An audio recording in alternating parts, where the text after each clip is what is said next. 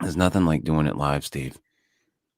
Yeah, well, I mean, usually that's the way I go, Steve. If I'm gonna do it, I do it live. I don't ever do it like in the past or the future. We're dead. It's usually in the present. Mm-hmm. Okay.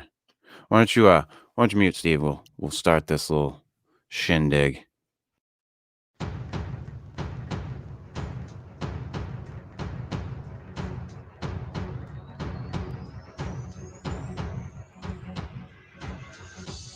Once a week, 3 laddies come together from distant lands to talk about Bigfoot, Martians, ghosts, time travel, chupacabras, and the Sweetwater legend. I think we're all huge fans of the Sweetwater legend. This is the Fortean Slip with your host, Chris York. Say no to Quaaludes? Fuck no. Wait a minute. No. Say yes. Co-host, Steve Alcorn. Like, take a break, shut my camera off, go have a sandwich. And sometimes special guest, Matt Knapp. Just accept it for what it is and just watch it and enjoy it. They don't know who you are. They don't know what you want. If you're looking for entertainment, you may have come to the wrong podcast. But what they do have is a very particular set of skills. There are no cows. No cows? No. No cows were harmed in the making of this incident. We often wish that your relationship went much like that of the praying mantis. I thought that was a reference to everything being green. Yeah, sure you did. Carry on, gentlemen. I'm going to do something else for a little while. Wow, Steve, would you like us to stop the program so you continue to do your shit? You're about to witness the strength of creep knowledge.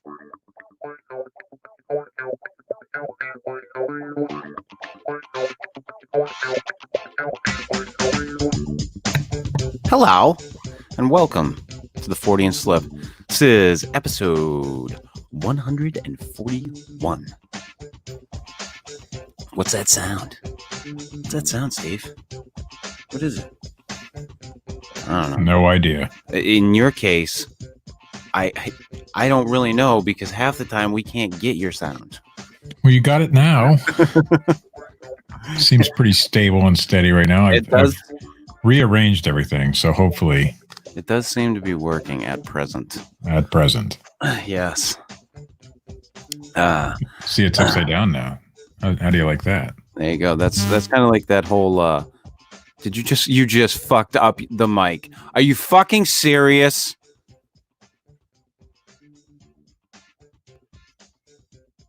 This is what I have.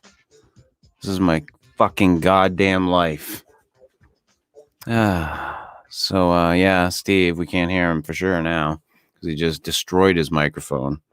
He'll be switching over to another mic at some point in time, I'm sure, during the course of this show. Jesus. Anywho, I got a. I have to get out and come back in. Yeah. I'll be right. All right. Don't touch that fucking mic. So I got my sister sent me a picture today of my niece, who graduated high school. And I wanted to congratulate her on graduating. I know that whole bullshit this year with everybody. I think she could have fucking 9 people total could go to her graduation.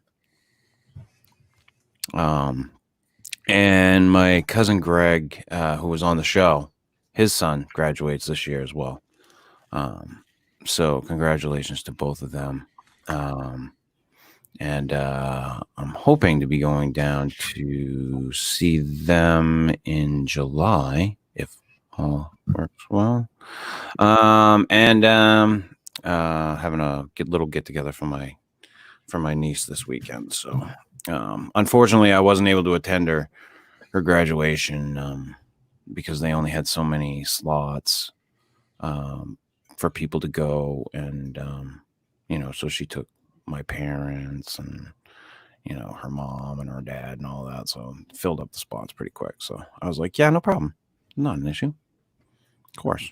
Just imagine though, man, like in the future, on down the road, whenever people are like, oh yeah, what year did you graduate? And you get that blank stare on your face. 2020. Yeah. I was watching one of those Adult Swim commencement speeches there that they put together. Yeah. And one of them, he was saying that he graduated in, or he started college or something like that on 9/11. So it was like, it was one. You kind of get past it eventually, like that was his whole message about it. But it's like, yeah, like it sucks, and it's gonna suck. Like, hey, it is what it is. I guess I hate to use that, but it is. And I'm fucking super proud of both of them. They, there's been a lot of in the past. There are a lot of people in my family that just didn't even bother. So I think it's great that they graduated, that they stuck it out. So congratulations to both of them. How's everybody doing this week? Anything new? No. My mic sound better now? Your mic does sound better now. You've been out rioting or protesting, Steve? Have I been protesting? Yes. Or rioting? Rioting, yes. He has been looting, I guess. I've done it from because of the COVID-19 thing. I've done it from the comfort of my own home. But yes, I've done all that stuff. Steve's looting, and by looting I mean like people who buy his shit on Amazon or eBay. I'm looting the refrigerator. That's the only thing I'm looting.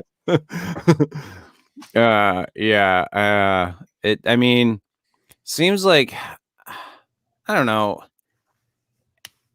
Matt and I were talking about this. It seems like there's a lot of peaceful stuff that's going on, and then there's a lot of idiots. I think the biggest issue is that people confuse the two. Yeah. Peaceful stuff, hey, have at, that's great. Awesome.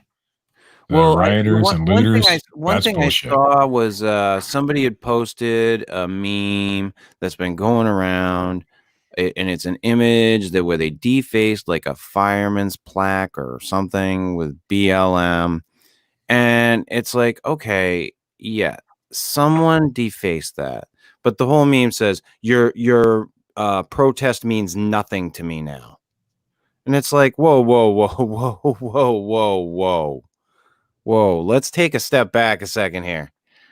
And that's the problem. We lump everything in. It's all or nothing in this country. Well, the problem is, as I see it, is because of the rioters and because of the looters and stuff like that, it does weaken the message. And now it just puts it's an us against them scenario. And it sucks. It shouldn't be that way. It shouldn't. Here's the thing. It shouldn't weaken the message. But the thing is that people should understand that no matter what happens with this whole thing, that the media is going to focus on the bad things that happen. And that's what caused, and that's what causes that whole issue. It causes in the end more hate than it did, in the beginning, which is stupid. And most people and everybody I've talked to agrees that what happened to Mr. Floyd was wrong. Everybody I know. And that's some pretty damn, right-wing type people that I know. And they all agree. So the movement, the protests should have had that kind of message. But because of the media and because of the bad actors, now it doesn't. And that sucks. Well, one thing that's happened for sure is nobody's paying attention to Floyd. Nobody's paying attention to what's happening to the cop, the actual story that caused everything. Now we're all paying attention to the rioters and the looters and what they're doing. Right. Yeah. And if it was more like, if it was more of the peaceful protest, just highlighting what had happened, then I think that more of the attention would be on that than on the rioting. I do have to say though, and somebody in the chat said something about, nobody should die for the color of their skin.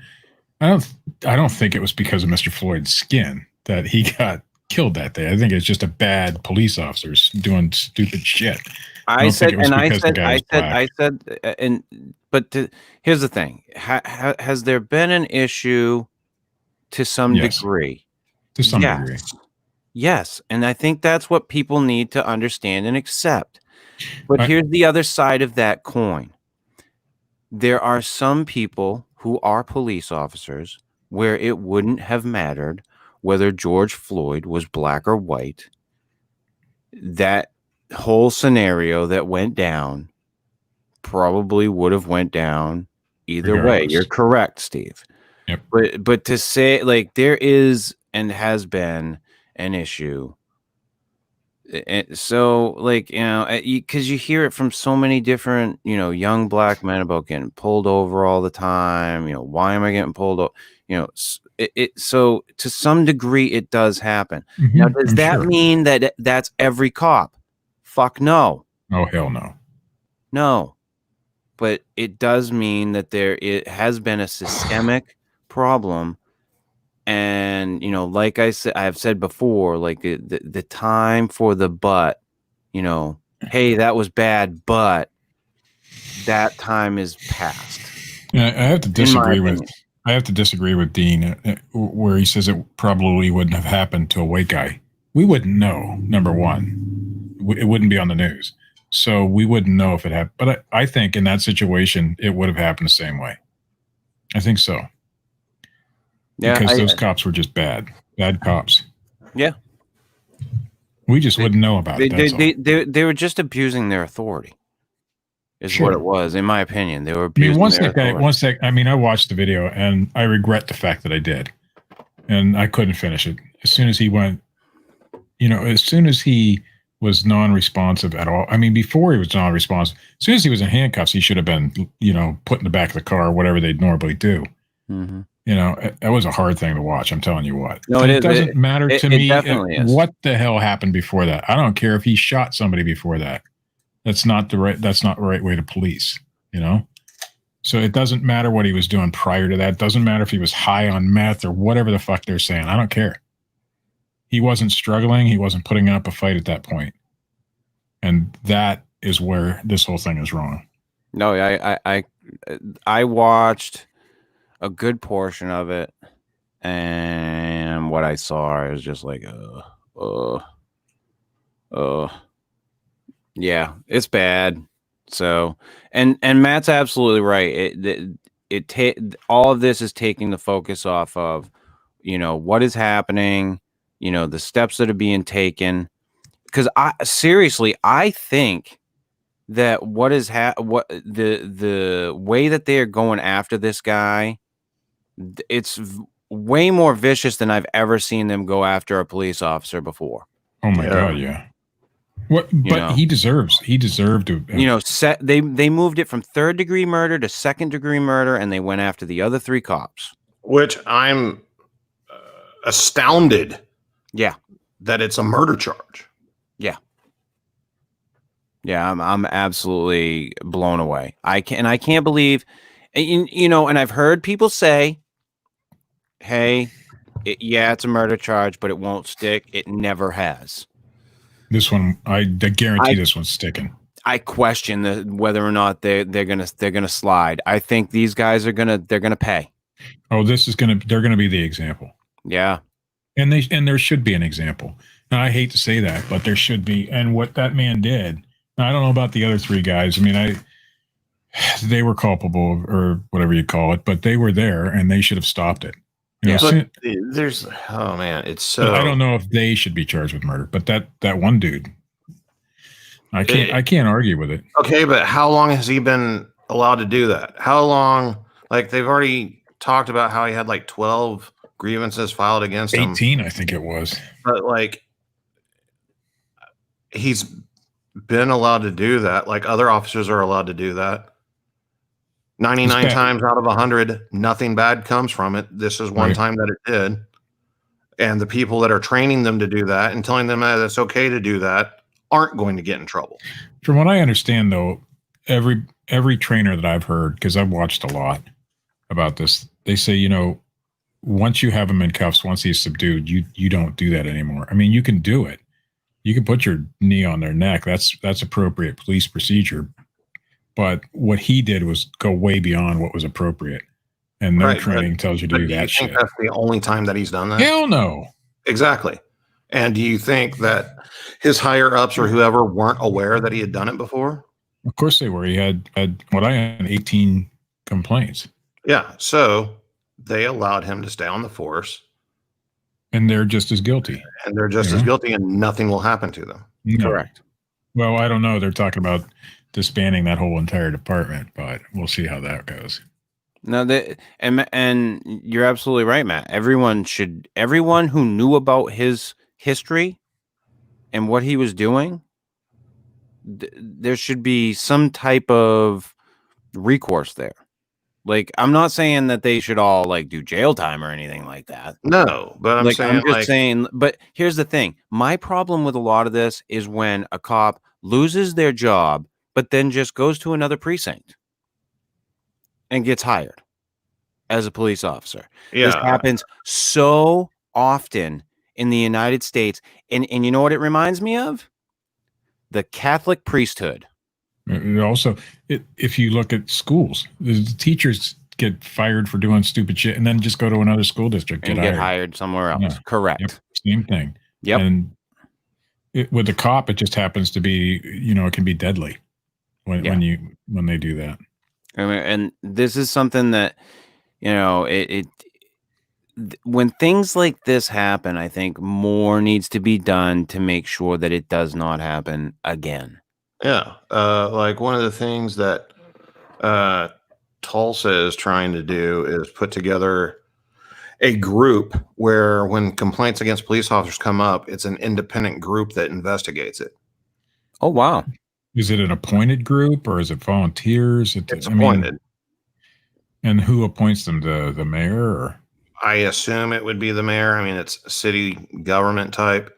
You can't just accept volunteers in a situation like that because somebody that, you know, has prejudice against police could join and then just, you know. Yeah, I would worry about corruption but I mean, internal affairs are still allowed. You know, the police department is still allowed to conduct their own internal investigations and everything. But look at the guy who pushed the old man down. Now, I don't know the whole story, but obviously you don't push an old man down like that and then just keep walking. And the guy's bleeding on the ground and they wouldn't let the other cop pick him up. The whole fucking police force, or that part of the police force, resigned in support of that dude. Okay, so what are you doing here? The officer who killed Mr. Floyd, he's public enemy number one right now. He's the most hated man in the world because he's the one that got caught on video. Mm-hmm. Right. I can catch anybody on video doing stuff that makes them look way more guilty than they are whenever you're just looking at a snippet of something and taking it out of context. I'm not saying that's the case here where a person lost their life. But to me, I see the old man getting shoved down, and I have a softer spot for the elderly more than anybody. But obviously, if the whole department is willing to stand behind the actions of the officer, there's more to that story than what we're being told. I hope so, but we're not going to be told the other side. So I don't know. I was watching some stuff where there was a sheriff's department. They were definitely corrupt. And the entire sheriff's department stood behind the head sheriff, even though it was a definite corruption thing.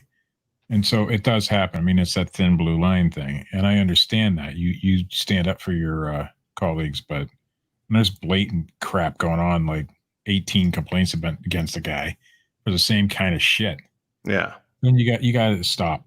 And I agree with what Chris said. You know, police officers, people in power like that should be licensed for that position. And whenever they're fired, they lose that license and can no longer perform that duty anywhere ever again. Correct. Well, yeah, I totally agree with that. We've talked about it, you know, corrupt police on this show before, way before this happened. Oh, yeah. And there should be some sort of there's got to be some oversight. There's got to be something somewhere. Well, see, and here's the thing is I've seen a lot of people that say, you know, if you're anti-police, then just unfriend me right now. Mm-hmm. And like, I have some really close, not really close, but I have some, you know, friends that I know from when I was a kid, you know, that I still will peripherally talk to. But, you know, it's like, dude, like, seriously, like, that's how you've like, here's an experience that I had, and this is why I feel the way that I do. You're going to take that away from me? Because I'm not anti everything, but because I feel this way, you know, and I mean, I was really heartfelt about it when I said it too. I'm not anti-police. In fact, they're talking about defunding police, and that's stupid. Yeah, that's completely stupid. At some point on both sides, on the police side and even on the criminal side, we need to quit focusing on punishment and what we should do to them and preventing it from happening in the first place. Correct. Yep, exactly. Well, I think we always prevented. Anybody will tell you that preventing things from happening. I mean, Matt, are you saying Minority Report? Yes. Stop crime before it happens. No, I'm saying, like, you know. No, I know exactly. And preventative measures. Anybody can hold it there whenever you've got 4 officers on the scene and he's in handcuffs. There's other ways. And like you and just like you were saying though, Matt, preventative measures go way further than, hey, let's fix this now that it's all fucked up. Yeah. Like, I don't like the situation where, like, you know, I'm not playing the devil's advocate by saying this. I know, and most people would know, the chances are that cop was not intending on killing that guy. Of course he was. I don't. He didn't wake up that day and say, I'm going to kill somebody, you know? And, like, he made a choice, a bad one, a bad decision. Horrible. That ended a person's life, and that should come at a cost. Yes. But we also have to look at the cost that it is taking. You know, like, his life is pretty much over as far as like his career and everything. I was listening to a talk radio show, Matt, and one of the first things that one of the callers called in and asked and said, which I thought was absolutely a great thing to ask, was, has anybody checked in on this cop? Well, no. Like, to make sure he's okay. Like, he just killed a dude. Nobody gives a shit about that. That's what I'm saying. Like, he's going to have to live with this for the rest of his life. His family's fucked. His career's fucked. Everything's down the drain for him. Even if he walks on the murder charge, it's not the same. His life has changed forever. Now, he's gonna be Mr. Floyd wasn't given the choice. I get that. So I understand that, but I don't want to be in this situation to begin with, is the point. Like, I don't want anybody to have lost their life, and I don't want this guy to have to lose everything in his life because of a bad choice he made. I want things to be in place, training to be in place, where this thing doesn't happen anymore. And I want, like, they always say, you know, good cops hate bad cops too. Okay. This is the time where the good cops need to take the fucking reins. And I've seen a lot of that in the last week. That's good. I mean, yeah. And that's good. They're walking with the protesters. Have you seen the video of, like, the police chief or sheriff down there in Houston, where he's talking to a group of protesters, and he's an immigrant, and he's like the chief or, you know, whatever, the sheriff, wherever he's at in Houston. And he's emotional, you know, he's like crying. He's like explaining to, he's like telling them, you know, like, I'm with you, you know, like, let's show everybody, you know, that we're above this, you know, and blah, blah, blah. But I'm not going to let anybody destroy my city. That's not going to happen. But I'm telling you, I'm standing with you. We're all standing together. We're all in this together. And if cops come into your neighborhood, if they're good cops, lift those cops up. Let everybody know about the good cops. Yeah. And if we're doing something wrong or we're doing something bad, let us know about it. And make sure that we hear you so we can change it.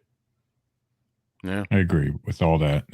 I think the biggest issue is and I'll go back to is us versus them. And that's the mentality here. So the cops are against the black people are against the cops, that kind of thing. And that's wrong. They all need to work together to solve the situation. I don't care where you're from. I mean, obviously we need the cops. We have to have them. I mean, who's going to investigate all that bad shit that goes on, you know? And I'm telling you, I understand that, you know, without the camera phones and everything, things get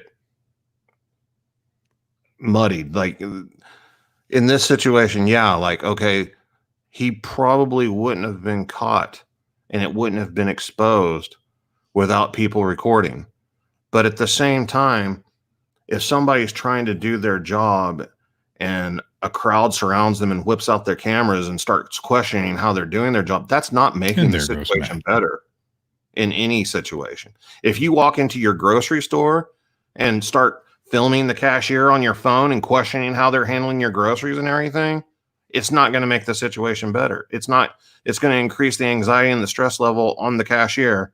And that's never a good thing, especially whenever somebody's life is in the hands of the person you're recording. The only thing I'll say on that is when you become a police officer, you assume a certain amount of responsibility, and you need to have a cool fucking head. Yeah. And they need to screen for that shit. And when somebody comes at you with a camera phone, you need to still remain calm and keep a cool fucking head. And that's the type of people we need wearing the fucking badge. I mean, unfortunately, we need more people than that. Yeah, the problem, and I don't know if they'll ever be able to screen properly for it. But again, you know, it's just one of those things. Like if it's that thing where they say, you know, hey, the good cops don't like the bad cops too. Okay, make the changes. But if that were all, I mean, yeah, I why isn't there swifter action against? I mean, this guy had 18 complaints against him. Yeah, why wasn't there any action? Yeah, and that goes to you know that okay. So if there's been 18 complaints, like and this is not to like go after that guy you were talking about, Matt, the guy down in what was it, Houston? But here's a guy what they had complaints. They were telling him, and they're still not doing anything about him. I get some of those complaints aren't going to be realistic. It's just somebody complaining that, you know, whatever. That happens. But when one individual has that many, whether it's 13 like Matt said or 18 like I heard, doesn't matter. That's a lot of fucking complaints against one cop. You know, a lot. Yeah. And something should have been that he should have been patrolling the street. He should have had a desk job at that point, if any. You know, I don't know what the complaints were. Well, no, and again, like I said, like we were saying, and I agree with Matt, like the whole idea they should be licensed. And if they, you know, it is found that they have done something to warrant the loss of that license, then they lose it and they cannot get another job in that profession. Right. Shit. Private investigators have licensing. You know, and they would lose their job if they did something stupid. Can we just take a minute, though? I mean, I know this is kind of switching gears just a little bit, but can we just take a minute to address the fact that they're actually in Washington, like, arguing whether or not we should be banning lynchings? Like, do we have a lot of lynchings going on? Of course they should be banned. Yeah, exactly. if they're not already, aren't they already? When's the last time we had a lynching? I'm sure there are. So here's a situation where something's going in Washington, and I don't have any idea what you're talking about. So you haven't heard about this? No. Oh my God. But is this a situation where like I'm sure if you check the law books in Oklahoma, you wouldn't find a ban on lynching. There's no reason to have a ban on something that doesn't happen anymore. Right. Yeah, but see, here's the thing. Like, so Matt, and I get that's that. A okay, feel-good law. I get that's that. Is somebody being lynched? Here's the thing. Rand Paul's just being a dick. Okay. He does that. I read this shit and I was earlier today and I'm just like, oh dear Jesus. Dear fucking Jesus. Like amidst everything, right? I mean, he did get into a fist fight with his neighbor at one point. So like, I mean, I don't think somebody's just gonna like assault their neighbor with no provocation. Yeah, I mean, God almighty. This shit, you can't make this shit up though. You really can't this year. Like I read something today. Someone was like, who the fuck is in charge of the 2020 writers room? Should be fucking fired. Like they introduce murder hornets and like this act, but then they never use them. I know. I was hoping for the murder hornets. Awesome. I was like, let's let them tear ass across the fucking United States like some fucking science fiction movie. Well, that was just another example of the media taking something and blowing it out of proportion to make people scared. Way out of proportion. Way out of fucking proportion. So, yeah, we'll get off that bullshit. I mean, it's so ever present in the news right now, people. Of course, I'm going to fucking talk about it. For all you like, they don't talk about they'll go right into the goddamn.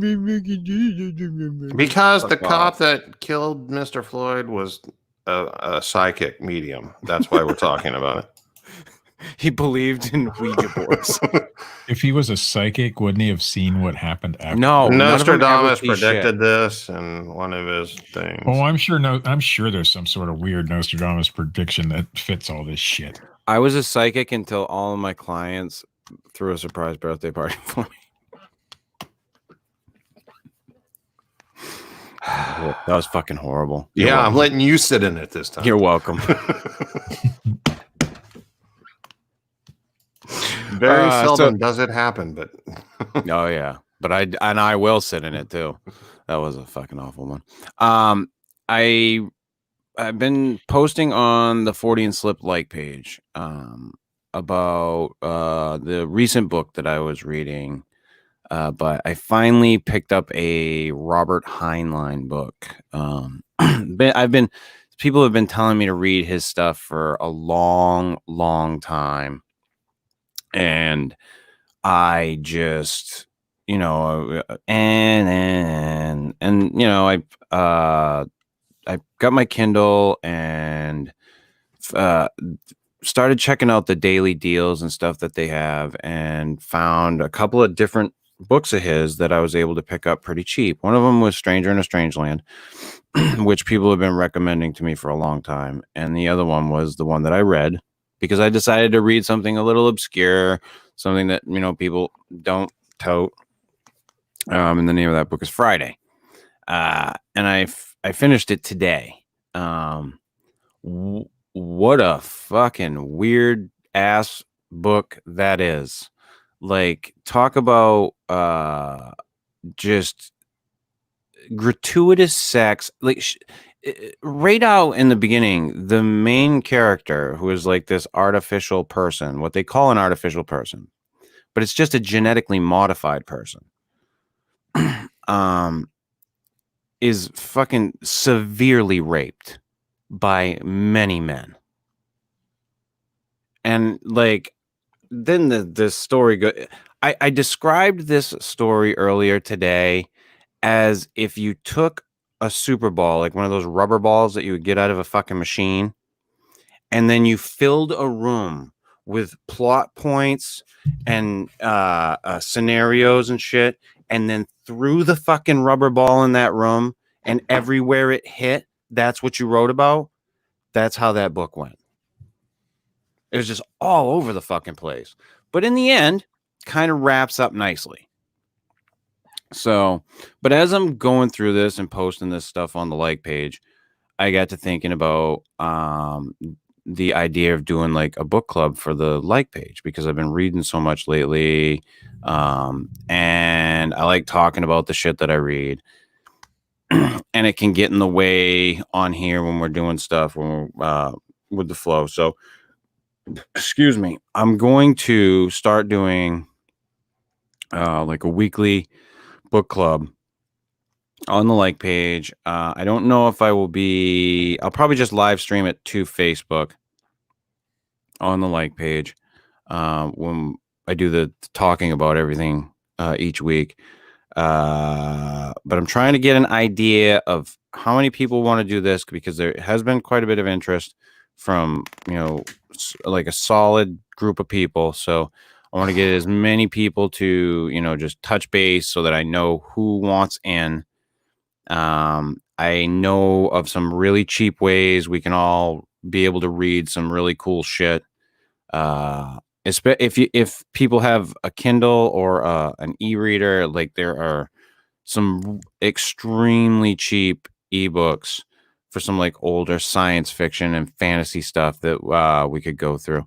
But if I've put a post on the like page about the book club, so I just want to get an idea, like a clear, concise idea of how many people want in on it, so that I can put it together, talk to everybody, figure out the best time, day, et cetera, et cetera.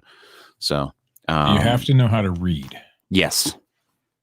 I mean, well, I suppose you could do audiobooks if there's audiobooks available for everything that we're reading.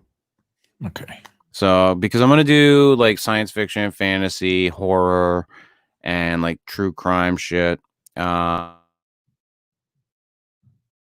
Maybe throw in some cryptid stuff or whatnot in the future. I did just read that, Steve Cull's book there. There's a bunch of good stuff out there. I picked up the Lost World mega pack there, which is all stuff about the journey to the center of the earth type stories. It was 99 fucking cents. So I'm pretty excited about doing it. And like I said, there's a lot of people that have shown like some serious interest in it on the like page. And I hope so.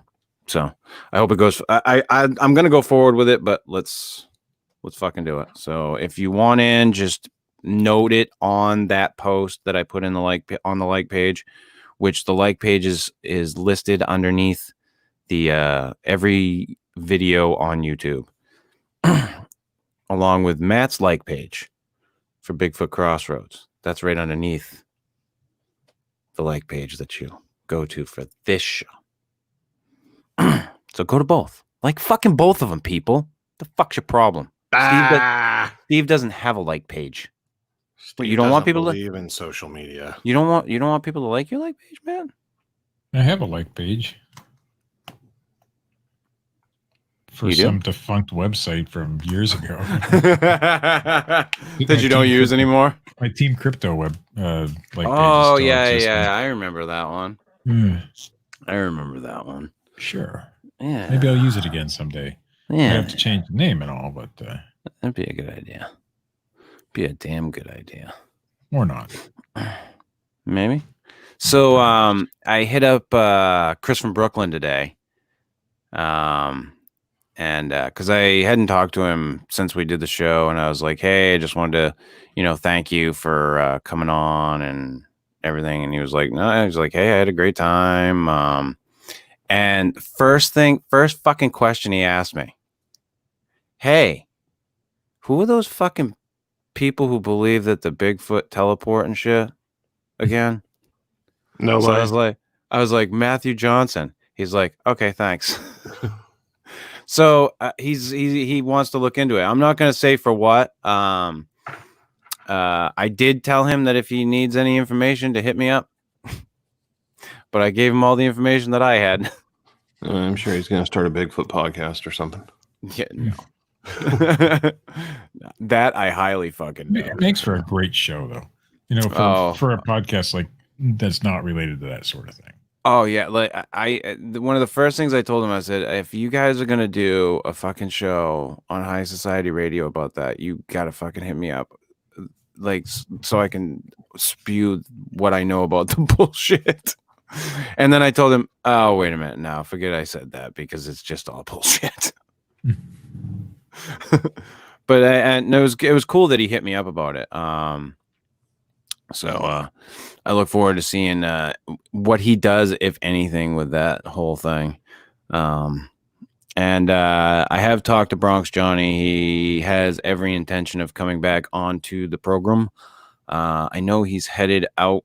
I believe they opened up Ecuador at some time here recently, so he's headed out to see his wife there. But I'll try to hit him up to get him on the show for something. And Johnny will just come on when we're doing whatever fucking topic and bullshit with us anyway. He doesn't give a shit. So I'll hit him up at some point. But yeah. Other than that, everything's been pretty fucking, I don't know, kind of chill. Chill. Yeah. Mm-hmm. Yeah, I'm not going to talk about any of my shit. Your shit bad? Yeah. No. Did you any more Alan Hentages? Oh yeah. I gotta ask, and I will say the name again because I gotta ask. I gotta know the saga on the next soap. Alan sent me money. I don't. He's good in my book. Yeah. Mm-hmm. Yeah. Interesting. How much? $20. $20. Are you sure it wasn't supposed to be split or anything? Yeah. Huh? No. 4 ways? No. Oh. Right. I mean, I could. In the latest saga, even though I have once again spent time pushing the fact that I do not make the decisions on this show and that I am simply a guest on this platform, Alan requested that I put him on the show. Oh. So he can take you down, Chris. Oh, please do it. I told him that he probably needed to talk to Steve Alcorn about that. He did not. Yeah. Fuck you, Alan. He knows I'm just going to refer him right back to you. Yeah. I don't know how exactly you take down the host of a show. What do you think? I think if you give Alan the chance to be on the show, he'll do the exact same thing he did when we gave him the chance to be the producer. No. Alan, you can come on the show. He said, get in touch with Dean Cooper. And Dean is my new secretary. So I put me on next week. Okay. Yo, put me on next week on I'll Take Chris Out Done. Well, that's pretty clear. Wow. Yeah, pretty clear. So yeah, Alan, just hit up Dean. He's my new secretary. He's not doing anything, much of anything. He'll take this request and we'll go from there. Yeah. And if for some reason it doesn't seem to be going through, just keep on hitting up Dean. Messaging Dean. He might need reminded once or twice a day. Yeah. Just make sure that it gets through. And if you don't get a response from Dean, Phil Poling, contact him. Yeah. There's another guy you can hit up. Phil has a direct line to Chris and can get you on here. That's right. I completely agree. And he will probably want you to come on Midnight in the Oasis. Yes. That hit Saturday night show every Saturday on the dot, 12 midnight. Yes. Every single week. He's got to be up for what? Episode 20 by now? What is he on? I lost count. Matt. Completely. I haven't spoken to Phil. I have. He wished me a happy anniversary. Huh? I don't know. The only thing I came up with was, I guess, it was maybe one of those things popped on Facebook saying that we had been friends for so long. Friend-iversary. Yes, I don't know. I got one of those about you like last week. That was just the guess that I had. I haven't. My anniversary just was on the 27th. Maybe he got mistaken. Maybe. So I don't know. All I know is that at one point in time, I think it was the 27th. Phil went live on air and decided to rip the shit out of the intro from my show. I heard a rumor about that. And then instantly deleted said show. Never to be heard from again. I haven't talked to Phil in a while, so I hope he's well. Last I knew, it was melodic music underneath the ocean in the Pacific Sound, wherever the fuck he is over there. I haven't seen a lot of Bigfoot breakdowns, or breakdowns of any kind. But neither have I, and it's been nice.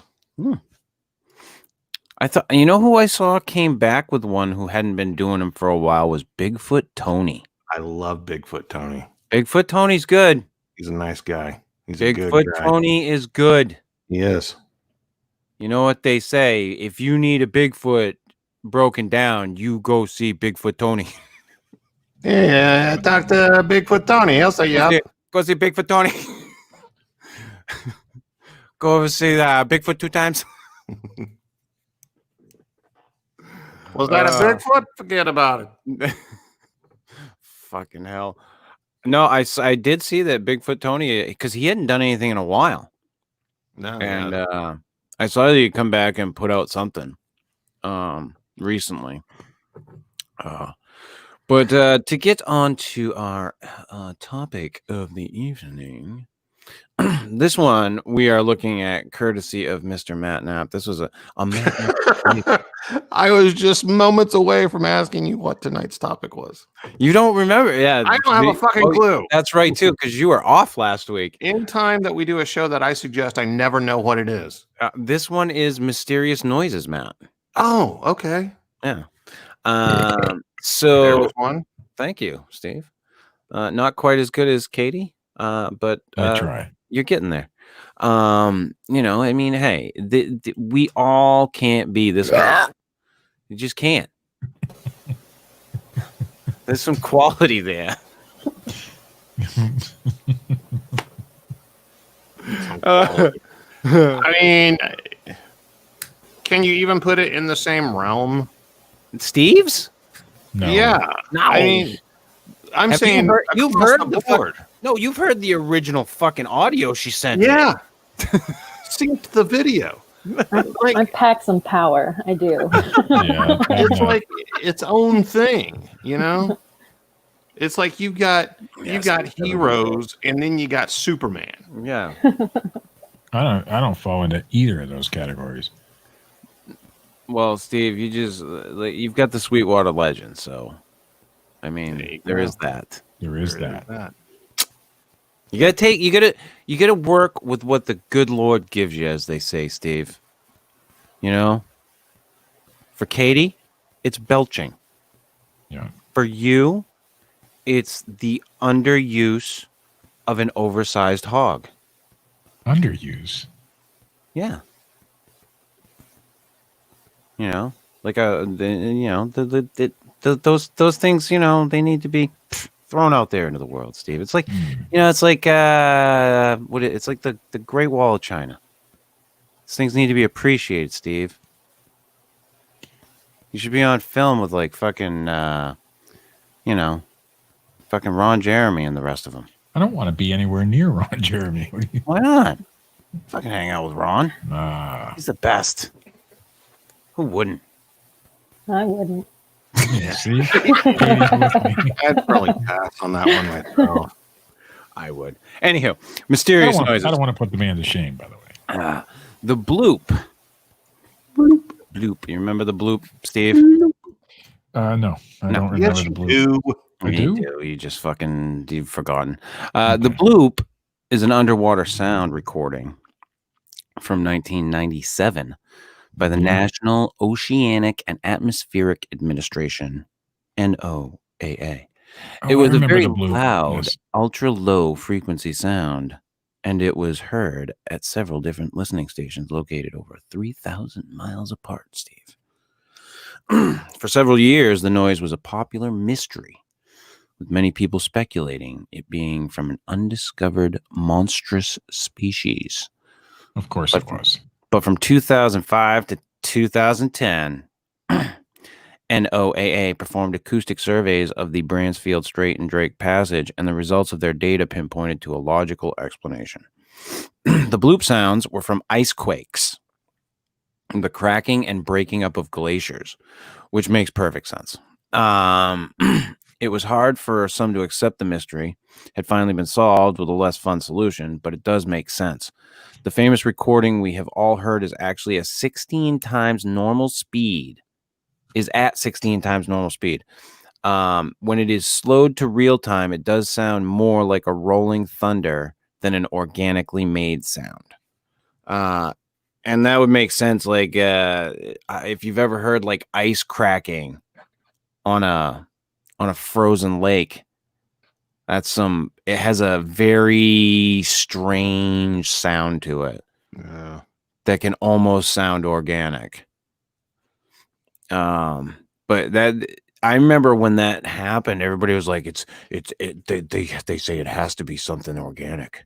Dun, dun, It dun, has to be, dun, it has to be something big, dun. and it's organic Dun, and dun, it's dun, dun. at the bottom of the ocean. So why did they play the sound 16 times speed? That's the thing. To that fuck with us. Did they say that, Katie? Yeah, that's one of the big argument points that Noah put out. And I don't know why it got played at 16 times, but that was just I guess it sounded better at that speed. Huh. That's weird. Maybe they But that to me, that's like releasing a Bigfoot video at 16 times speed. Right. So yeah, the same music came into my head. Oh shit! I was thinking the yakety sax was playing in the back of my mind. That's gonna be in my head now all night. Oh shit! But anyway, I remember when that happened and everybody lost their shit. Like there was some big creature underneath the ocean, and they were gonna all of a sudden find it. But I still think to this day, if you're gonna go looking for strange creatures, look under the ocean. Oh sure, that's the place to go. I mean, there are species of things and things that are going to be found on the surface of the earth. For sure. We still find things all the time, but not like what is going to be found underneath the surface of the ocean.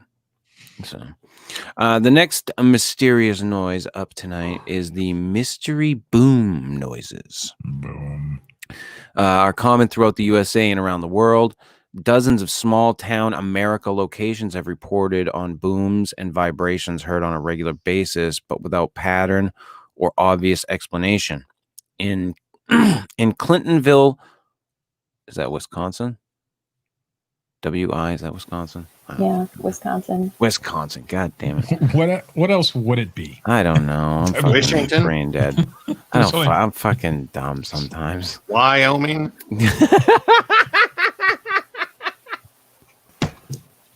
God. You dumbass, Chris. They've hired engineers to investigate the sounds, suspecting it is limestone shifting underground. In Pennsylvania, a deafening boom sound woke residents up in the night for months in 2018. The mystery was pushed from the police to the FBI to investigate. They concluded the locals were using homemade explosives, citing crater marks in the local woods made clearly from explosives. Are we going to let her get away with that shit? I just need to know now before she comes back.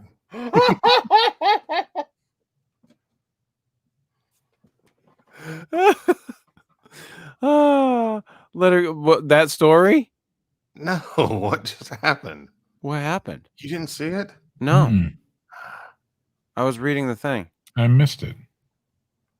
Katie, accidentally turned on her webcam and then immediately bailed. Sorry, guys. Sorry. Fortunately, she had clothing on at the time. Well, we would hope so. One would hope. Yeah. But you never know. I mean, I'm sitting here naked right now. I ain't got no pants on. Yeah, well, sometimes I don't. Got to let the legend breathe, Anyhow, back to the story. That mystery was solved, but just about every state in America has a similar story in its recent history. While some accept the reasonable explanations, like underground geological events, many others love to speculate more nefarious causes like the government digging underground tunnels, secret military testing, or even aliens. It's gotta be ancient aliens. There is a worldwide hum. Have you heard the hum? 5 continents. Glenn McPherson, who lives in the wilderness of Canada's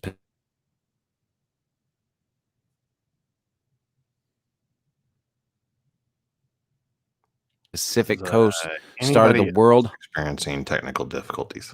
I am. Yeah, me too. Okay. I'm not. Well, the person who says I'm not is like dropping frames. I'm dropping. But is my audio still good though? No. Huh. No, your audio is fine when we hear it. Yeah. When you hear it, you'll like cut out and your image will freeze. And then you'll come back. Yeah. And I'm direct connected to the internet now. I'm no longer on Wi-Fi. So that's interesting. It's not often. It's happened a couple of times during the show. Okay. As long as it's like not horrible. Now, on the other end, where the viewers are saying that you have robot voice. I have robot voice. I haven't heard that. Chris, in and out, robot voice.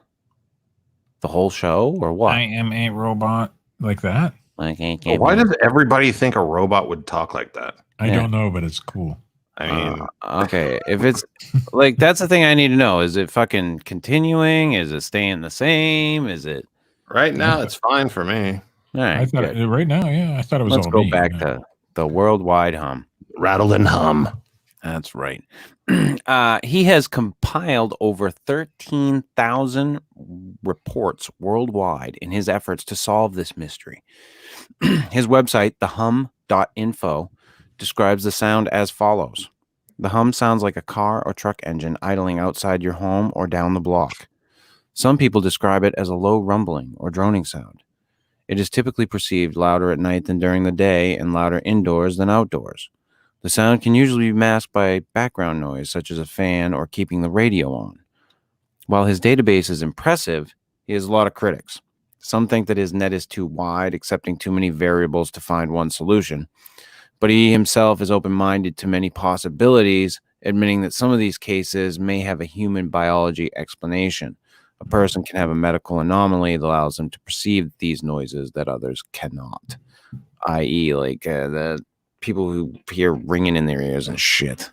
I have to listen to shit when I sleep. Generally, like I need like either music or nature sounds. I need something as a background noise when I sleep. I have to. Yeah, I have to have something. It's been that way for a long time, and no, jet sex. It's not fucking 5G. I heard it way before 5G. Yeah. I heard it back when it was before fucking 3G. So it's not G anything. Maybe 5G was around. It's not even rated fucking G. Telling us. Jesus Christ. Yeah, no. I think the humming stuff, though, I mean, is just a common thing. Yeah, like there's people. What's that thing the ringing in your ears? What's that called? What's the term Ringing. for it? No, you fucking dick. Well, it is a term. I hear the humming right now coming from Steve's microphone. Yeah, but there are people who have that tinnitus. Thank you, Jason O. Jason O for the fucking win. Tinnitus. Is that the way it's spelled? Tinnitus? No, it's not spelled that way, but it is tinnitus. excuse me. Anyway, and I have a low grade tinnitus, so I need to have like something going on when I sleep at night. The chat spelled tinnitus 3 different ways. Of course they did, Steve. That's the way it is. It's the way that it goes. All right, go ahead. Yeah. You good? Yeah. Did I throw you off topic? No. Sorry. Oh, good. No, it's mysterious noises, and according to everybody, my voice was a mysterious fucking noise tonight, so I'm not off topic at all. No. I'm on topic, if anything, tonight. And you guys are all off topic. Have any of you been through an earthquake? Yes. Slight ones. Yes. Absolutely. Were you able to hear it before it happened? No. No. So, okay, so this is weird. When I experienced an earthquake, I live in Maine, and at the time I was working at a bus garage. I was running the wash bay of a bus garage at night, and I was coming across the garage from the office out to the wash bay, and all of a sudden it felt like a bus hit the building. That was the only way that I could describe it at the time to myself in my brain. I was like, what the fuck? Who hit the fucking building? So like I fucking ran outside and looked around the corner to just see like, and there's nobody there. No buses had pulled in, no nothing. And I had a kid working for me who came from California. And he was like, did you feel the earthquake? I was like, what? I'm like, that was an earth. He's like, yeah, that was a fucking earthquake. And sure as shit, the epicenter of it was like, I think 15, 20 miles away. But it just sounded like a big bang. And it felt that I was just like, what the fuck? Like, what hit the building? Well, the ones that I've experienced, and apparently there's different types of earthquakes. Yes. You know, but the ones here, the ones that I've personally experienced, which there's been like 2 or 3 that I felt, I could hear the rumbling a few seconds before the shaking started. I'm assuming that's the ground moving before it reaches me, before the energy reaches me. The sound travels faster or something. You might be one of those people who's just sensitive to it, Matt. Maybe. I don't know. Because I do know there are people who get like nauseous beforehand. Like animals will notice shit long before us sometimes when it comes to shit like that. But there are people, so you might just be one of those people who notices it. I actually, one of my dogs did act. Yes. Awesome. I can detect earthquakes seconds before they happen. One of my dogs was acting crazy the day of the big one that I felt. But I live several miles away from the airport, and oftentimes they'll run engines in the morning to like defrost them and everything and heat them up. And you can hear those clear as day at my house, miles away from the airport, going across city traffic and everything else. And the earthquake rumbling is very similar to those engines running. Oh wow! In my experience, and whenever you're talking about this humming that this guy's talking about, it reminds me of that. Oh, yeah. Speaking of which, I was just visiting with my uncle. And I did not realize Greg, my cousin that was on the show, served in the Navy for years. And he got my uncle and his brother on to go for like a cruise on the Nimitz. Oh, wow. And my uncle was telling me that they fired off the rear guns on that thing. And he was like, Chris, it just sounded like a roar. Just a and it was done. Wow. And I was like, holy shit. But yeah, that sound, So I've never heard these things. I've never heard any of this. I mean, I know, like I said, I have some form of tinnitus type thing, but I've never heard any of this shit. I mean, I've heard weird mystery sounds that I don't know what they were. But nothing on like an apocalyptic scale like some of these people are talking about. Like you'll see like YouTube videos of like people hearing noises that are like everybody's walking outside and looking up and stuff, and I don't know what that is. Yeah, I don't either. The last one that we got on here is the volcanic hum. In May of 2018, there was a burst of earthquakes on the island of Mayotte. I hope I pronounced that correctly. In the Indian Ocean. Following this swarm of earthquakes, there was a hum of seismic waves that could be heard underwater over 11,000 miles away. The sound came in bursts, getting louder and lasting longer as time went on. The noise was a mystery that the scientific community was fascinated by. The hum was not associated with the earthquakes in Mayotte until November, when a brand new volcano was born. The noises being heard were the sounds of an underwater volcano being birthed on the sea floor. The solving of mysteries like this one and the famous Bloop paved the way for science to solve many of the other mystery noises of the ocean. That would have been better if that ended with like, and Godzilla and Leviathan. And Godzilla came up out of the depths. So here's the deal in regards to the Bloop. Growing up at the lake, we would often run a trot line for catfish. Mm-hmm. I tend to know a lot about freshwater fish.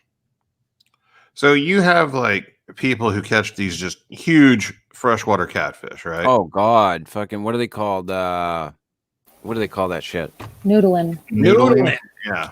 So like crazy fucks. So like these catfish can get huge, and you hear urban myths of giant catfish, that could swallow a Volkswagen Bug and all this, blah blah blah.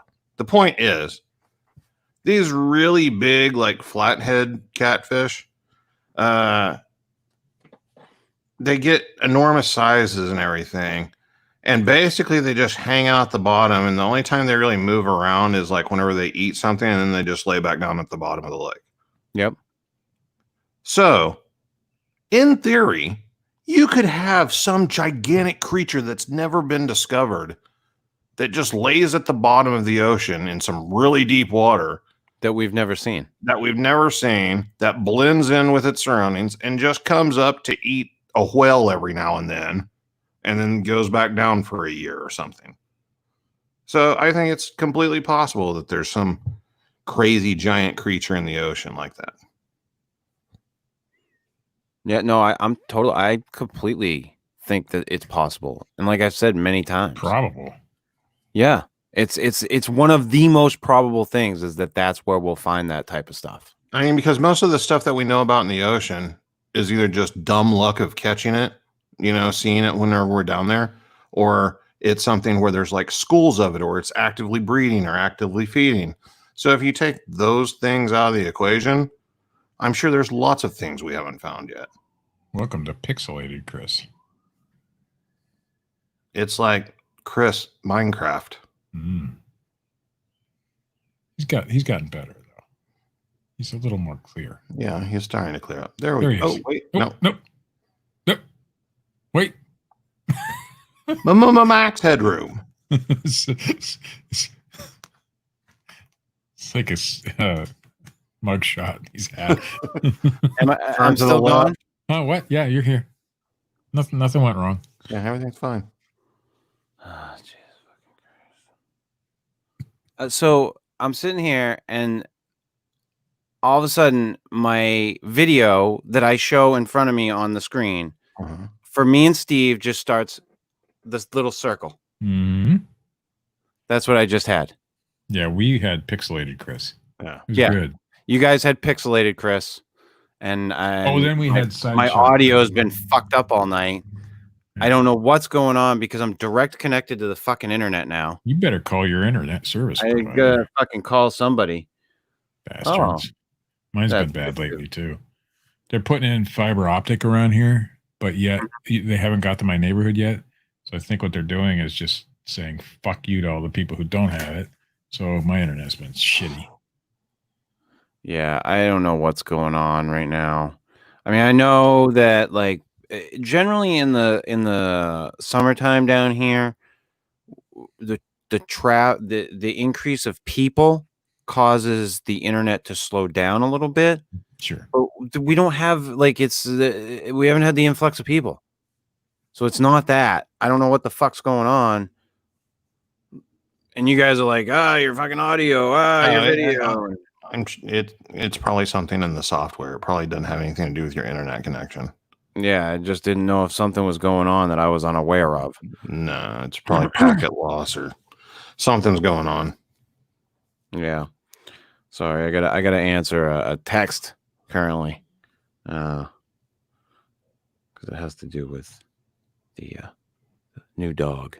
We'll wait. Yeah. Yes, you will wait. Wait a second. Motherfuckers. And if anybody's interested in possibly adopting a dog, no.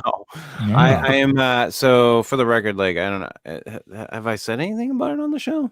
I don't think so. I don't think so. Maybe. So I took a dog from a friend because stole the dog. Stole it. Ray fucking ripped it right off of her. No, she was having an issue with her two dogs fighting, and she didn't know what she was going to do. And she had no place to go with the dog, so she was going to take the dog to the pound or the kennel or the whatever you want to call it, the shelter. And I said no, bring her over here. I'll take care of her. So I did, and I'd had some people that were going to take her, and they backed out. So I basically was like, fuck it. I'll keep her. So I knew that was going to happen. Now I have a dog from the beginning. And in fact, I think I told you that. Plot twist. Oh no, I thought it was going to be a lifer. Come here, Rona. We knew that. You guys come say hi. Come here. It always happens. As soon as the dog threw a fit whenever she didn't have Chris in her sight, Come here. Kind of had a feeling. Come here, sweetie. Come say hi to everybody. Come on. There's some emotional things going on with that dog, but it can be taken care of. This one? That's the dog. Look, she hates you. Absolutely hates you. Why would you even attempt to give that dog up? Yeah, she's awesome. But anyway, so I'm keeping her, and yeah, she's awesome. And she's been a great addition. So I will not get another dog. No, you're not gonna grab another one? No. Yeah. Mm-mm. Yeah, but we like to travel a lot. So your dog is pretty needy. She can be yes, and she can be very noisy. So if you're listening to the show and she loses her shit, excuse me, I'm working on that. I've been working with her, trying to get her calmed down. She's very aggressive towards other dogs. When I take her outside, she acts aggressive towards other people, but she's very sweet. I've never seen her attack anybody. She's just aggressive in her barking, but then she's wagging her tail and she wants you to pet her. He's gonna Caesar Milan this bitch. Yeah, so I'm gonna try. Yeah, so I get that new edition currently. I've been trying to work with that. So that's been fun. But yeah, I don't know. It's been a crazy week this past week. Matt, you missed out on the Steve Cull show, Matt. I did. Missed out. How was it? It was good. I mean, like I said, Katie liked his book. All in all. I liked his book all in all. Let's hear some ratings. 5 stars. What are we giving it? So if I was to give the book a rating, what are we talking? How many stars? Out of what? 0 to 5. 5 out of 5, or you know, that's the rating. Okay. 5 being the best. I would give it 4 out of 5. 4 out of 5. That's a strong review. I'd give it 4 out of 5, and here's why. Because he goes into a lot of stuff about evidence collection. Which is needed. Proper evidence collection. he goes into a lot of the stuff that you and I and Steve have been preaching for years. Wait a second. Did he plagiarize us? No. I think he probably did. Do we need some money? What's going on here? He stole it all from us. But I did like his, the take on this is the way you should have a system about how you do things. Here's a list of things, that you should probably have with you when you go out into suggestions. Yes. Like I told Carls when he was on the show, excuse me, the only thing about his book that was news to me was stuff about him personally or his opinions on stuff that I didn't know about. Mm-hmm. Other than that, for me, that book was almost useless. But I also told him it was a good book. Like, it's a good starter book for people. Like, somebody getting into Bigfoot wants to, get into Bigfoot research. That book, the Sasquatch Playbook, great book. Okay, Katie, you have a different perspective on this, so I would like to hear your review. I enjoyed it. I mean, I've been into Bigfoot a long time, but I'm certainly not as involved as you guys have been. So I have heard a lot of what he's talked about, and I knew all the different examples that he talked about in the book. So, but yeah, there was a lot of good information for me, and I agree that somebody new starting out should definitely read that level-headed perspective. Yeah, rather than like the bullshit woo-woo perspective. Yes, exactly. I would say, like, because I would say that Steve looked at it from a rational point of view. Yeah, for sure. In my opinion, the big surprise for me, Matt, was, and he actually admitted this on the show live, was that he thinks that the Patterson Gimlin film was a hoax now. What? Well, not hoax, but back on the fence about it. Yeah. He's on the fence about it. I don't think he completely thinks it's a hoax. He just doesn't. It's all that coned head thing. Yeah, he thinks that what coned head thing? He thinks that the fact that that thing. Okay. Yeah. And he thinks that was. I think Mr. Cole should go back and research primates before he forms that opinion. Do more research. Do we have to have? Wait, do we have to have the Matt Knapp and? No, we're not going to do that. We're not going to do that. I'm just saying, he was on the show and he put that out there before on the show. Mm-hmm. And from my own research, he's incorrect. Okay. But that was one of the things that he brought up in the book that I did not know about, and I was it was unexpected for me because wasn't it near the end, Katie? Yeah. That he said, yeah, and I asked on the show, I was like, hey, do you mind talking about it? And he's like, no, I've talked about it on my show. That's one where I would say that's something that you have variables too, right? Yeah, there's other possibilities too. Yeah, so that's something we could talk about at a later date too.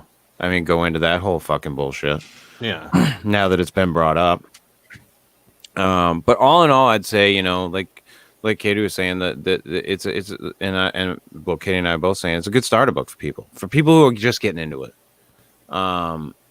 And Katie had brought up on the show about the baby in the tree thing.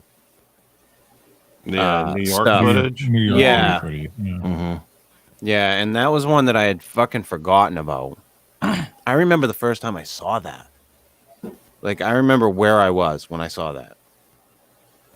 Like, pretty crazy, but at the same time, don't know the context. I mean, I know, like, the supposed story.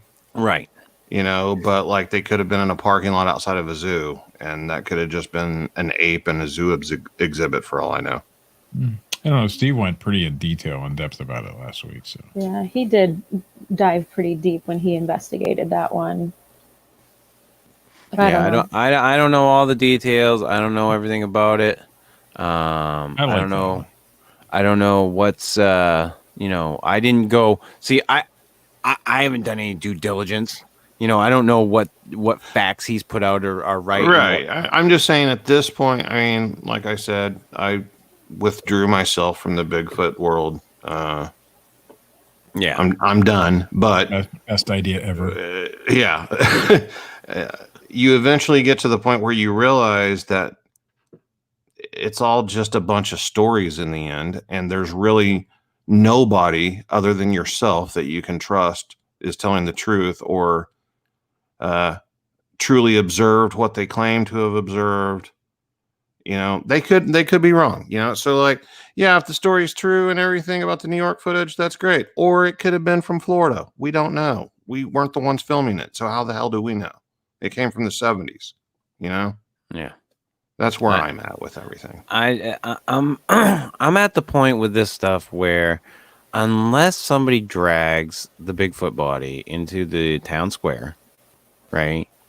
Like, we don't know, like, everything is all just like, I won't say suspect, but it's all just like you were saying, Matt, it's stories, it's conjecture, people have their theories and shit. Like, until we have something concrete here, this is it. Like, it's all just poor shit, really. I mean, I'll tell you my number one. I do think the Patterson film is authentic, but there's a couple things about it that I will admit give me pause, and that's it didn't look like what I saw. Right. Doesn't mean it has to, but Correct. I've heard a lot of people say that. Yeah. And there was this guy with a ghillie suit who put together this film called The Gable Footage. That fooled fucking everybody in the Bigfoot world. I don't give a shit what they say after the fact. At the time, everybody was fooled. Yep, absolutely. Abso-fucking-lutely. And then he even came forward and showed everybody how he did it. And there's still people that think, no, that was real. Yeah, there's still people. It was impressive footage. Yeah. Yep. But it was just a guy in a ghillie suit. Yep. And some clever editing, Yeah, no, it's... So, like, do I think that they had the ability to make a costume of that caliber at the time of the Patterson footage? No, I don't. No. But maybe they didn't, and they're still fooling me because it's not that great of quality of footage to begin with. Yeah, and that could be. Maybe it's just a lucky bunch of circumstances that make it look really impressive. Could be. And I brought up to him, too, the Freeman footage. Because he did talk about that a little bit in his book, and I tend to like the Freeman footage over the Patterson Gimlin footage. When I look at Bigfoot video, I like the Freeman footage. Like, there's a lot of people say that his stuff is all bullshit, and we take a lot of shit for that. But it's just, that's the one I like. I see that and I go, eh. Well, one of the main things that people use against any footage of Bigfoot in that type of situation with the Patterson footage, with the Freeman footage, oh, well, it was real convenient that he was out there trying to film one. Yeah. Well, yeah, that's what everybody with a camera is out there trying to do in the Bigfoot world. So, if they accomplish their goal, like, they're hoaxing. Yeah, no, I agree with you, Matt. That's kind of, it's a foolish logic. I'm going to guess that Freeman didn't leave the house without taking a camera with him. No. Yeah. He was and the thing with Freeman was, with that footage, is it wasn't like he stopped filming or he only showed you everybody a snippet of it was all out there. Mm-hmm. Like, it wasn't like a lot of these Bigfoot films that you see, or not films, pieces of footage that you see on YouTube or whatever, where it's just, this little snippet. Camera on, Bigfoot walks from one side to the other, and camera off. Correct. Yeah, the bullshit we see. So that's the only other thing that I had brought up to him. But Katie had brought up the baby in the tree thing. Yeah, it was interesting. It was interesting to talk to him about that stuff. But otherwise, it was it was a normal Culls interview. He did seem a little more sedated than usual. I will say that. A little more sedated than usual, than his usual self. Well,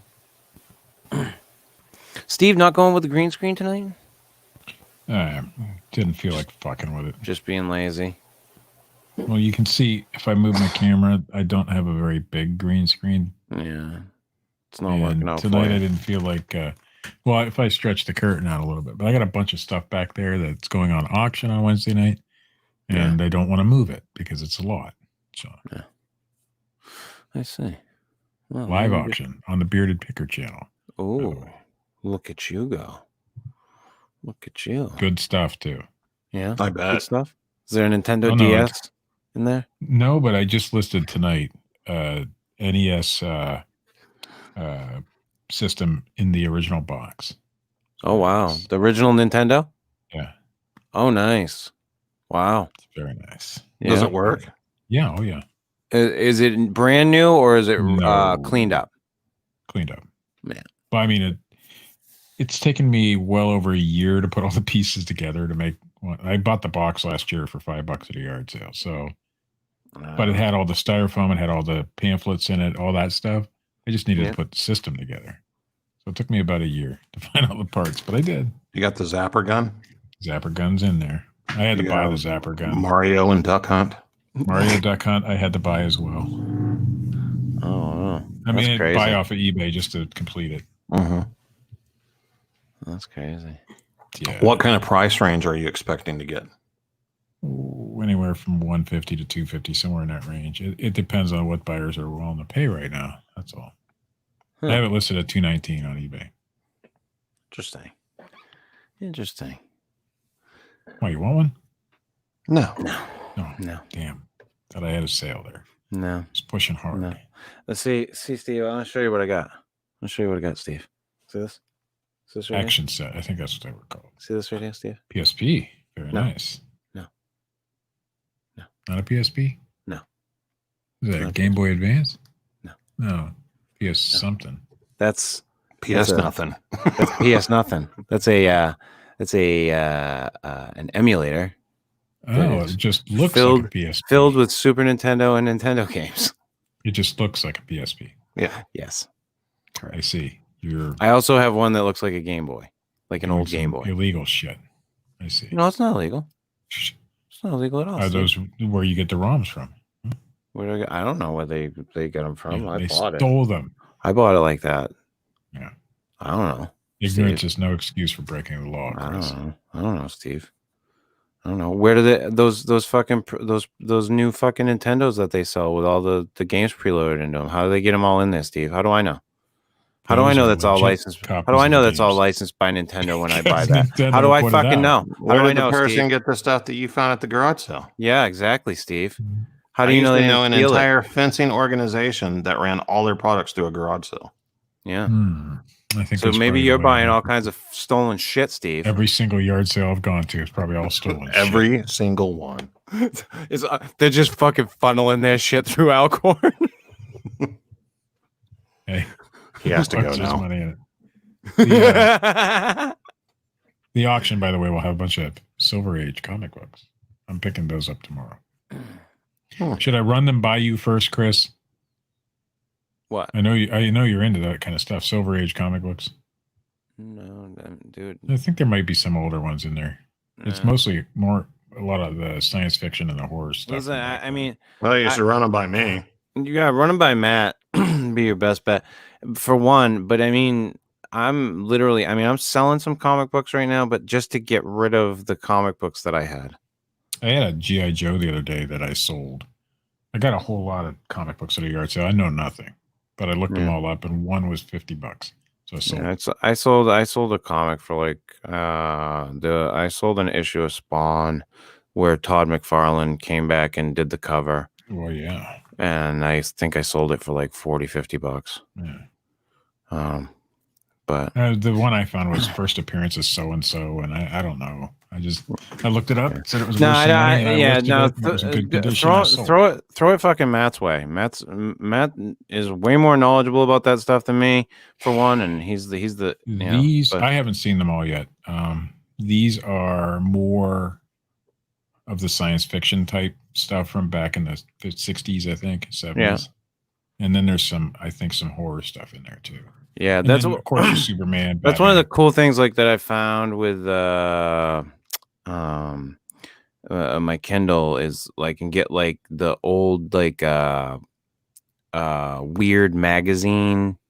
They bundled a bunch of them together, so you can go through and purchase like 4 or 5 of them in a bundle for like $5. But it has all the old short stories in them, whatever. But I'm bummed that I wound up getting the Paperwhite for that. I'd rather have the Kindle Fire, because then a lot of these magazines are in color and shit. So I've got the Paperwhite because it's easier to read, but I kind of think I should have gotten the fucking Kindle Fire now. But that's neither here nor there. Yeah, maybe you can find one of the yard sales. Yeah, maybe I'll switch it up. I don't fucking know. Anyway, I'm gonna wrap this bitch up tonight. Okay. This has been the Fortean Slip, episode 141. What's that sound? If you like this shit, hit that little thumbs up button. If you don't, hit the little thumbs down button. Leave a comment. Seriously? Subscribe. Check out Matt Knapp on YouTube. Check out. Jesus fucking Christ. I swear to fucking God. Yeah, check out Matt Knapp on YouTube at youtube.com/Bigfoot Crossroads and youtube.com/Cryptid Tales. Check us out. The show should be up by tomorrow at anchor.fm/The Fortean Slip. You can check out Phil Poling. We don't know what he's doing, but you can check him out. He's doing some polling shit over at youtube.com/Parabreakdown. Check out, as always, our good friend Dred Funn at dredfunn.com and youtube.com/Dred Funn. And check out the boys at High Society Radio, wherever podcasts may be found, or you can go to gasdigitalnetwork.com. We will be back next week, where I will break down the fourth wall of reality for everybody and prove to you that we are all. We are what? What a cliffhanger. Jeez, this guy's really playing to the crowd. What are we? Fucking hell. We're all what? We're nothing. It was Ever. perfect. It was perfect the way. It was Tune in next week when we reveal. See ya!